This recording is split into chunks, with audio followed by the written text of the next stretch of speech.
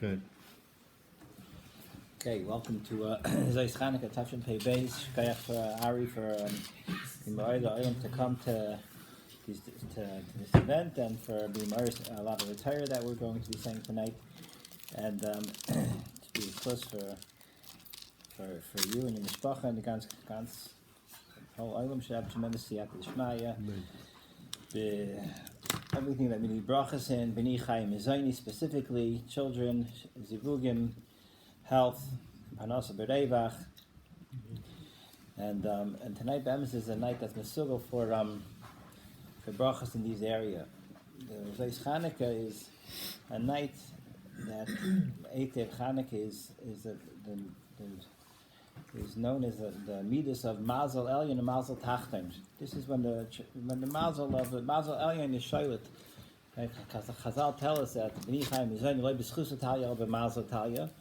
people don't excel, don't have bracha in these areas of children, which includes zivugim and health and parnasa. It's not telling chusim. It could be the biggest tzaddik. It's telling mazla. What's mazla? Mazla is ilamus l'mayla from mishpat. It's referred to as Mazel Elyon, and it has to do with Yud Gimel Midas Harachamim. The Yud Gimel Midas Harachamim, you have Noitza Chesed La'alafim. Noitza Chesed is Mazel Elyon, and the Nake, the final Yud Gimel Midas, is Mazel Tachton. And the Arizal tells us that every day in Chanukah, of the 8 days of Chanukah, has another one of the Yud Gimel Midas Harachamim. Day 1 is Midas Kel, then Racham Chanan. When you get to day 8 of Zayis Chanuka, you have the final 6 from Noitza Biz Nake, Noitza Chesed Alafim, Noitza Admon Befesha, V'Chata V'Nake. And these Noitza and Nake refer to as Mazel Elyon, Mazel Tachton. And Mela, this is a time of the year. This is the moments of the year where tremendous pa'ulas of all sorts of Yeshuas and bracha comes pouring down in Klal Yisrael, and let's try to let's just try to focus on that a little bit, because in order for the bracha to come into this world, in order for a person to have bracha in his life, you have to have a place to put the bracha, and in order to have a place to put the bracha, you have to have a keli. A keli means that there's something empty, something about you that's empty, that's being cleared out and made space for this bracha to be chal. And ultimately, what has to be cleared out is our ratzon, our cheshek. And when a person is full of ritzaynus of Eilam Hazeh, there's no room in his clay kibble to mekabel all the brachas that's waiting to be poured down. HaKadosh Baruch Hu is not going to pour down the bracha when it's not going to go any place. If you want a glass of wine, you're not going to bring a glass full of water and say, "Give me some wine." We're going to put the wine. And HaKadosh Baruch Hu wants to give bracha, and you filled yourself up with all your ritzaynus of Eilam Hazeh. I shouldn't say you. I should say me. Right, and where there's no room for the bracha to be chal. The Meila Avodah of Zayis Chanuka's Be'emes is carving out a spot inside of our hearts and inside of our ritzaynus, inside of our machshavos, and all the hashpah of kedusha that Kadosh Baruch Hu wants to pour down, all the hashpah of bracha that Kadosh Baruch Hu wants to pour down is able to be chal. So that's something just to consider, to recognize that this is our avodah of tonight and tomorrow. To recognize that we don't really want to fill our plates with gashmis. We don't really want to fill our life with the meaningless joys and celebrations and pastimes of what culture throws at us. And this is we really want dveikus on Kadosh Baruch Hu. We want connection to Kadosh Baruch Hu. What we really want is our aganos. We really want this shine of HaKadosh Baruch Hu's kedusha to come into our life. The union of our aganos, which is very much part of the avodah of Chanukah. Chanukah has to do with our aganos. As far as Kadoshim are full, that the Aris and Menorah is the union of our aganos. The union of our aganos, I was thinking as that Chazal tell us that our aganos, the adam how you mistaka by, how you raya by. He's able to perceive from one side of the world to the other side of the world using the aragonas. So we picture aragonas as it gives him this telescope. He can look around the world, He had a satellite hookup. He was able to see all over the world. But to be right beside that Seif Olam, the Pashas is not.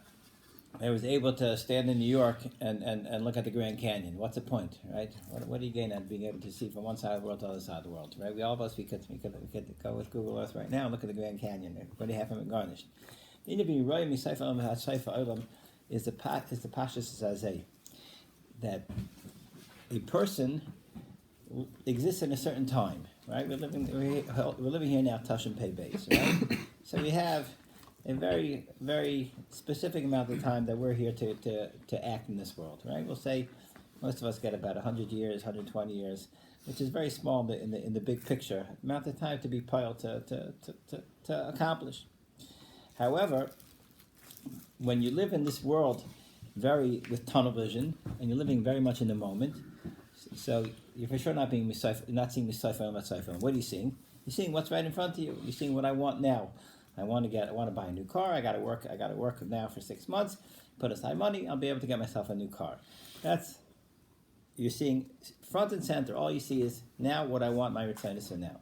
The Indian of our God is to be right. Misayf Olam about Seif Olam is something to perceive about yourself, that you don't just exist in the moment. Your existence in the moment is something that started at the beginning of the Olam, and your existence in the moment is going to affect Nitzchias. When a person lives being able to perceive that I'm not just a person in the moment with Ritzainus now and trying to figure out how I'm going to fulfill my Ritzainus now, which is a childlike way of view of the world. Right? A child just wants to know how am I going to get the candy, right? And that's just, he's totally infatuated just getting the candy. And people get adults, so they laugh at the kids. They want the candy, and what do they want? They want something that's a little bit more expensive than candy. It takes a little more preparation. That's childish. To be right, Misayf Olam is to recognize as follows: that why am I here today? Because I have Or Hagonas inside of me. I have a neshama. My neshama is an Or, and it's Gonas inside of me, and it can be never perceived by anybody unless you have your eyes opened up. The Siyat Ishmai from Taras Hashem and Kadosh Baruch Hu's Hashgacha, to recognize that you have this R that's gone inside of you, which is your neshama, which is ultimately your connection to Kadosh Baruch Hu. Where did this neshama come from? It came from the Tchila Sa'olam. Bereishis bara Elokim Yisrael Olav Machshava Tchila. All of a sudden, a person realizes, my neshama here now. You could perceive that this didn't just happen to show up here now. This was from the master plan. Kadosh Baruch Hu said, Bereishis bara Elokim. He said his first mimer. And what was Bereshis? Betchila olav machshavtai, right? What was olav machshavtai? Yisrael olav machshavtai, right? B'shvil Yisrael shnikar reishis Hakadosh Baruch Hu, before the first Maimah came about, before the whole Olam, right? Before the Tchilas Olam, before the first word of Bereshis, what's olav b'machshavtai? Klal Yisrael. Who's Klal Yisrael? It's all of us, every one of us, right? Hakadosh Baruch Hu is not a being that has any problems focusing on Tzvi Shimborsky. It's not confusing to him, right? HaKadosh Baruch Hu, when he says Yisrael is all machshava, he's not. There's Klal Yisrael, but the process of Klal Yisrael is no difference, right? We think, Klal Yisrael. So it's this huge of Klal Yisrael, millions of people over thousands of years, and our significance is severely watered down. Because we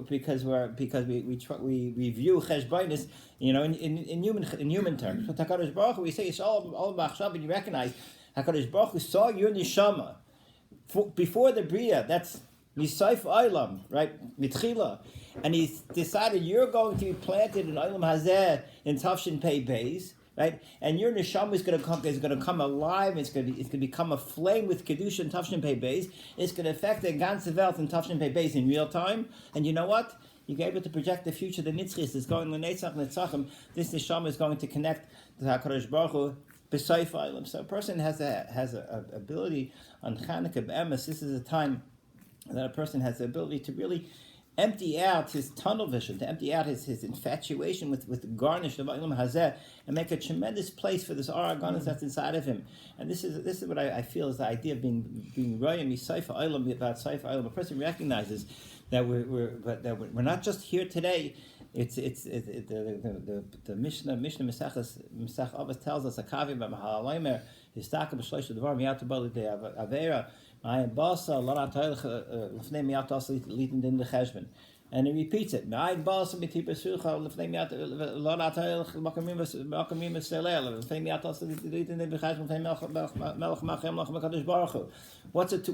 a repetition? Right? And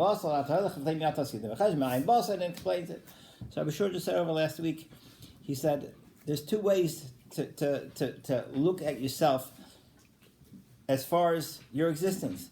Ma'ayin basa can be a tremendously kaddish outlook, and that's originally what Akavi Mahal is talking about. He's talking about, I think he said it from the Sfas Emes.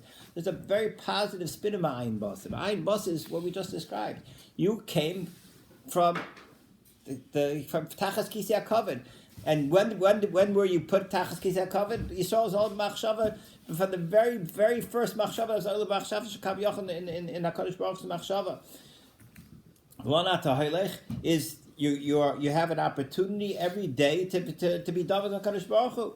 Fnei miyat ha'asalit in din v'cheshbon is your nitzchias, right? L'nat ha'holech is, it would be Ma'ayin basa is the tchilas ha'olam over there. We could say l'dvarenu. L'nat ha'holech is every day of your life. What are you doing? You're connected to this neshama hakadosh HaKadosh Baruch Hu put inside of you. L'fnei miyat ha'asalit in din v'cheshbon is a nitzchias misayif ha'olam atzayif ha'olam. This is the outlook of a yid when it comes to a Chanuka. When a yid has this outlook, and he recognizes that his existence is huge, and there's so much room on his plate now. There's so much room in this keli now to be mekabel all the bracha that HaKadosh Baruch Hu wants to give us. So that just these ideas of recognizing that HaKadosh Baruch Hu is sitting there kav yochel in days like today with literally a tremendous amount of shefa that he just wants to pour down on us. He's just waiting to be pischuli pesach kechudesh hamachat. Right, open up kechudesh hamachat. Just a little bit of malkim. HaKadosh Baruch Hu will do the rest, and that's where we have to start thinking about to be mekabel the bracha of today. And everyone needs all sorts of bracha in their lives. Even people that on the surface look like they have it all are suffering underneath them. And everybody needs the bracha that HaKadosh Baruch Hu is offering today. To be a shad, to leave it on the table, or to let it run off because our kelim are full. Tonight's the Yartziet of the Rebbe Zusha, and I brought a sefer from the Rebbe Zusha. I will repeat a story. I said it from the Rebbe Zusha a while back, but a geschmack story that really gives us a view of a tzaddik's outlook and the way he sees the world, the viewpoint of a tzaddik. Right, tzaddikim stories are great when they're exciting and the parts turns into a frog and he hops away and amazing, right? But that doesn't really doesn't tell us much, doesn't give us much to go on, unless of course you can do my Mighty Shabbos tricks. But if anyone wants to know what that means, ask Ari before I do my Meister. But the mice of the Rebbe Zusha was as follows. A lady comes to Rebbe Zusha and she says to him, many know the story, right? Comes and Rebbe, my husband left me 10 years ago. I haven't seen him. I'm an aguna for the last 10 years. I came from a faraway town to the Rebbe for a bracha. Please help me out. I need a bracha. The Rebbe says, go to this restaurant at 12 o'clock today. Your husband will be there. And you bring him to me. We'll get him to give you a get. Get him to give you a get. Yeah. So she says, great. She goes to the restaurant. She sits there. She orders a slice of pizza with the fries, Cajun style, and she's sitting there, dipping the fries into the. This is pretty much keep you awake. Dipping the fries into the ketchup, and she looks up. Someone looks familiar. And all of a sudden, she drops her fries. She realizes, hey, that's my husband. She hasn't seen him in 10 years. He's looking all ragged, right? He has a beard. He's looking a little disheveled. His hair is a little overgrown, but she realized. She quickly runs over to, hey, you're my husband. How dare you leave me? I'm not good for the last 10 years. He says, oh, I'm so sorry. I went out, whatever. Didn't realize I got whatever, and I'm sorry. One thing goes to the next, whatever it is. Come with me to the Rav. They take him to the Rebbe Zusha. They call together a base and they write out a get, and she's free. So the whole town is murmuring about the Rebbe Zusha. He told the lady to go to the restaurant.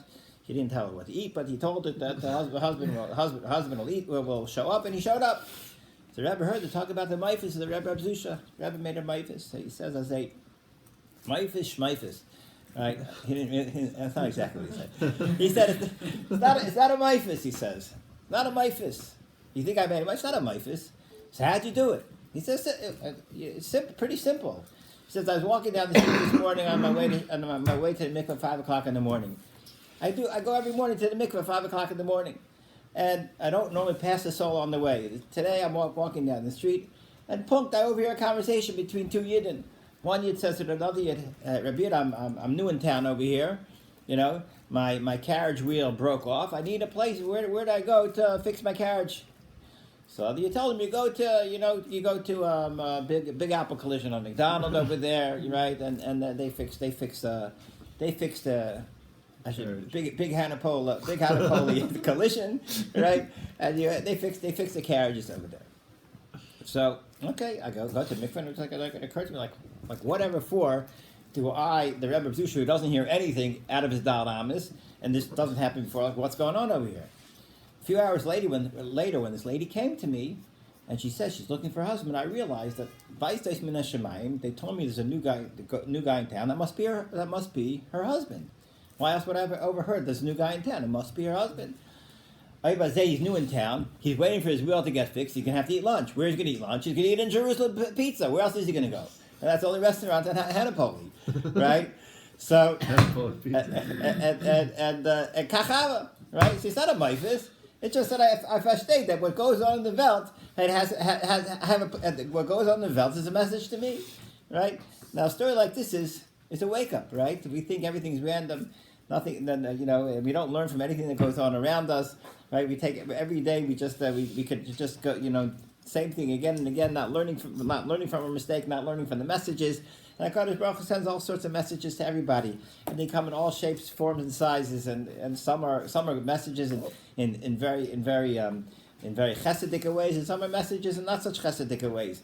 And the message, what we learn from a story of a tzaddik like this is nothing is random in the world. Everything you see, Ashkachas Hashem and everything. And when you live your life life like that, you live with HaKadosh Baruch Hu. Obviously, every decision that you make is going to be different. Like Sefalef, in Siman Aleph, Sefalef in the Arachaim, the Shvis Hashem Nagdishamid, Klal Gadol B'Torah, Ma'aseh Tzadikim Shachar Fnei Elikim. Right, She'ein Daima, a person that's Yosef Fnei Melech, how he behaves. When you recognize the Kadosh Baruch Hu is sitting and talking to us in everything that goes on in our lives, Avada, we live lives more connected. And living lives more connected gives us an ability to be mekabel all the bracha that the Kadosh Baruch Hu wants to give us.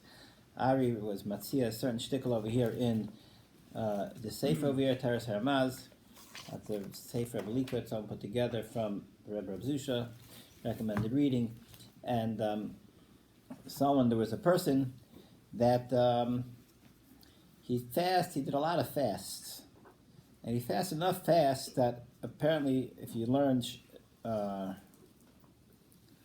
they call it B'Shusku B'Shar Ruach HaYichudim. I imagine they mean to say B'Shar Ruach HaKodesh.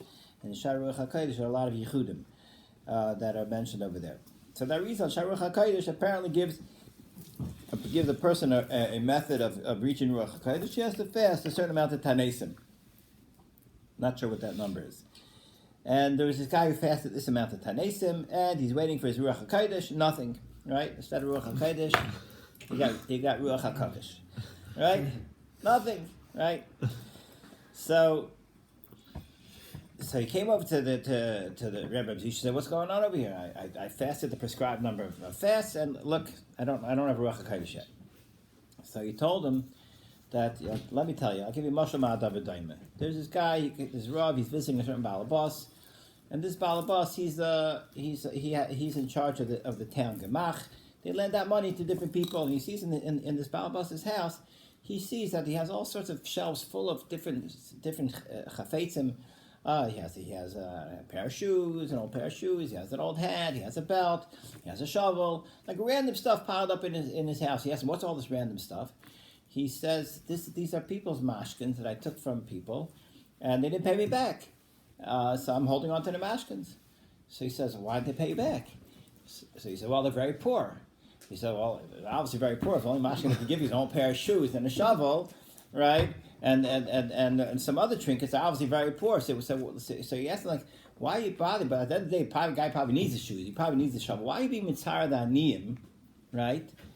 And you get nothing out of it. It's for a small amount of money. You're being mitzara the aniyim, taking their semi-worthless things that they actually need, and you're being mitzara them for no reason. Why don't you go over to the gvirim? You find one gvir, the entire chayvis of all these 50 aniyim with all the chafetzim is $500. You get one gvir, pay you off the $500, big deal, right? And you can get back all the aniyim, all their stuff, right? So that's what he did, right? He found the gvir, and he redeemed everything for $500. He gave the aniyim back all the chafetzim. Okay, so that's the end of his story. The guy says, what does that have to do with me? I didn't get Ruach HaKodesh from Tanesim. So he said, Azay, that you're trying to get Ruach HaKodesh. How? By being mitzar yourself, right? What are you being mitzar? You're being mitzar the aniyim in you. Who are your aniyim? This is your stomach. It's always calling for food, right? In the mashal, your stomach is the aniyim, and this is what you're being mitzar. And through being mitzar the aniyim, right, you hope to get Ruach HaKodesh. He says, if you want to get Ruach HaKodesh, he says, you want to get madregas, go to the Ashirim, right? And the Ashirim can take care of everything very quickly. Who are the Ashirim? The Ashirim of the Guf are the Einayim. The Ashirim of the Guf are the Aznayim. A stomach is very hungry. We can only take a certain amount at a time. Right? It's very limited. Your eyes are Ashirim. They can perceive all day, every day. Who knows how much they can perceive? Your ears can listen to. Who knows how much lashon hara and dvarim asurim. And if you could practice, being misani, your Einayim, the Ashirim of your Guf, right? Then you'll take care of all your problems. Why would you go about torturing the aniyim in your guf when be'emes where the ikar tikkun comes is from controlling the ashiyim in your guf. That was what the Rebbe of Zusha told this person, and that was a story I recommend. The Kavod Ari said it over. Getting back to Chanuka. If you guys have time, everyone has time over here. Yeah. Okay, I don't want to get any phone calls. I don't want to get any phone calls from Shana people like, what's going on over here? Over Eli, the troublemaker. Okay. So because we spoke about, maybe we'll mention some ideas we mentioned, but we'll expand on them a little bit. Chanuka, the Yom Tov of Chanuka is very much synonymous with Yosef HaTzadik. Okay? One of the first obvious, overlap between Yosef and Chanuka is the famous Gemara in Masechah Shabbos. Rav Tatnachim says, "Ner Chanuka l'tenicha l'mala me'asem amas psula k'sukkah k'mavli." He says, "Ner Chanuka has to be put below 20 amas high," and then he says, "Amrav Tanchim," but it says by Yosef, "Vayshlich Yosef habayra v'abar reikeim amayim mayim by nechashim akram yeshbay." Rav Tanchim, and the Gemara puts them together, and everyone says, Yosef is supposed to learn out something from Yosef and Chanuka. And there's a lot of different pshatim that are said. What you learn out, and we're going to try to get to maybe to like the mamish, the heart of the matter. Hopefully, the Megala Mukas I saw brought down in Sefer Zera Shimshon from Reb Shimshon Chaim ben Rav Nachman Mechuel. This is Chusay Ogen Aleinu. He says Reb Shimshon Chaim ben Rav Nachman Mechuel Nachmani. Zera Shimshon, we send out a podcast once or twice a week lately, and he says he brings down from the Megala Mukas. Megala Mukas says that Chanuka is the Yontif of Yosef, and he says a Remez L'Davar Antiochus is B'Gematria Yosef, Melech Yavan is B'Gematria Yosef, meaning that Antiochus and Yavan has an ability to be sholit on Klal Yisrael. Afazoi vayt, there's a pagam in Midas Yosef. If Yosef is stark, if Yosef is Midas whole, is Shalem, then that is the tikkun for Yavan. So ultimately, what we're going to try to get to is that the Chashmonaim were able to employ the midah of Yosef. They were able to bring out the kedusha of Yosef, and they're called the ha'aras of Yosef, the ar of Yosef, and with this, the Chashmonaim were able to overcome the Yevanim. the fact that the Yevonim had a shlita in Midas Yosef. Das heißt, because we see from the Gezerah that they had to do with Yosef. Yosef is Yisoid. Yisoid is Mila, Bris Mila, right? And Bris Mila and Kedushas HaBris. This is Yosef. Yosef at Tzaddik. Tzaddik is a Tzaddik Yisoid Olam. It's Midas Yisoid, which has to do with Bris. And they made it, and the Yevonim, they made it. One of their Gezerahs had to do with Mila. The other Gezerah was Shabbos. We know Shabbos is also it's an ice bris. It's an ice bris. Right, Bnei Yisrael, it's an Indian from Bris, which when you ever talk about Bris, something that's Mekasher, two things, that's Bechin of Yosef. Yosef is the Kesher between the Midah that's Mekasher, all the Madregas, Milmala, Lamata. Okay, we'll try to explain what that means. Okay, but that's what Chanuka is. Chanuka is the Chashmonoim are working on being Mashlim, the Midah of Yosef, or being Mayor, the R of Yosef, we'll call it. So we were trying to once we were talking about Yosef, we said the following word, that Yosef has in these parshas he's the melech, right? We know Yehuda's a melech. So how does it work? What's going on up here? Yosef is Yosef melech or is Yehuda's melech? We know, right, that Yosef shaved Yehuda's melech. So what is this inyan of Yosef being a melech? Then we say by the Shvatim told Yosef, Hamashal Timshal Lenu, Hamlech Timlech Lenu, Mashal Timshal Banu. Right? Are you going to be a melech or are you going to be a Mashal? Zok the Vilna Gaon. What's the difference between melech and a Mashal? A melech only rules because he has authority through the nation. The nation empowers the melech. Midas Hamalchus, we talk about melech. Melech is less slay migar meklum. He has nothing. He's just he's a keli. He's an empty vessel that when the Am empowers him and they give him what's called samchuyot, as they say in Hebrew, right? When they give him their mashpia to him, their authority. Now he has authority. That's what a melech is. A moshel is someone that goes on his own, and he is not through the authority of the Am. He rules over with an iron fist, and he manages to rule over as a moshel without the consent of the Am. That's the difference between a melech and a moshel. Dictator. Say dictator, yeah. I mean, dictator could be elected also, yeah. But 99%. Yeah. 99%. You could say it like that, yeah. So l'chayr, this is the pshat that Yosef, his bechin of malchus is not true malchus. His bechin of malchus is that he's a moshel. What is he being moshel on? Yosef is always a precursor to malchus. Okay, Yosef prepares malchus, and he allows the midah of malchus to exist. Meaning, like we just said, malchus is that Yehuda is a melech. In order for Yehuda to be the melech, he has to be an empty keli, right? If not, right? If he's full, if he has his own ritzinus, right? If it's what's motivating him is his own ritzinus, right? And it's not what Klal Yisrael is empowering him to do, so he's not a melech. He's a moshel. In order for Yehuda to be a melech, he has to be cleared out of all his ritzinus, right? And when he's cleared out of all of his ritzinus, only then can he be melech. Okay. So what's Yosef's interaction with Yehuda? Yosef is preparing Yehuda to be a melech. How does Yosef prepare Yehuda to be a melech? This week's parasha. Yigash of Yehuda, right? Yehuda and Yosef are coming face to face. Moshe versus melech, and Yehuda is totally being stripped of all his gvura. Yehuda is stamping, and the whole Mitzrayim is falling down. And Yosef says it's garnished, right? And he literally bankrupts Yehuda. Right, Yehuda is his Olam Haba and his Olam Haza, he's gone as far as he's concerned, right? And now that Yehuda has been cleared out, now you're a kli reik, now you're empty, now you're ready for the hashpah of being a melech. Okay, so this is the chayra. Every time you have malchus, he already went down earlier though, right after the Messiah. They already lowered these are processes here. It's all processes, right? Nothing happens immediately. Everything is a process.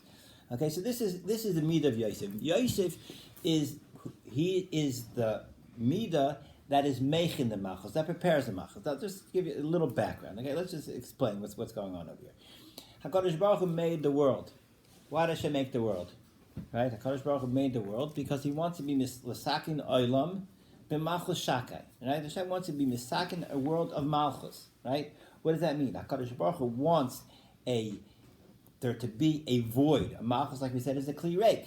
Olam hazeh is a keli that on the surface is lacking kvayt shemayim. Right? Our job is Klal Yisrael. Klal Yisrael we're Malchus Shemayim. We represent Malchus Shemayim. Yehud is the Malchus of